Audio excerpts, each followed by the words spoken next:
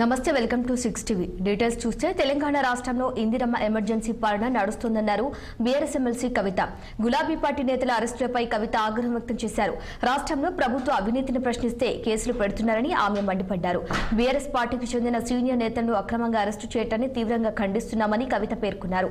అక్రమంగా అరెస్టు చేస్తే తమ పార్టీ సీనియర్ నేతలను తక్షణమే విడుదల చేయాలని సీఎం రేవంత్ రెడ్డి డీజీపీని కవిత డిమాండ్ చేశారు.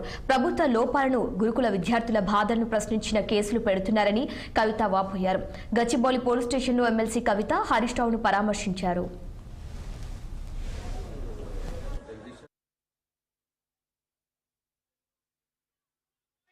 తీసుకొని నేను వచ్చి ఒక కంప్లైంట్ ఇవ్వాలి, మీరు ఉండండి అని అంటే ఏసీపీ గారు రమ్మన్న మీదట, అపాయింట్మెంట్ ఇచ్చిన మీదట వారు పోలీస్ స్టేషన్కి వెళ్ళినారు.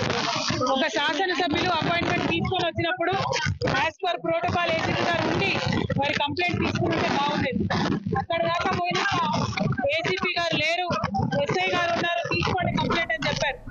అక్కడికి వెళ్ళి కంప్లైంట్ ఇచ్చినటువంటి సందర్భంలో సిఐ గారు కూడా కంప్లీట్ గా నేను తీసుకోను మీ కంప్లైంట్ అని చెప్పి రిజెక్ట్ చేసినటువంటి సందర్భాన్ని మనం అందరం కూడా చూడడం జరిగింది.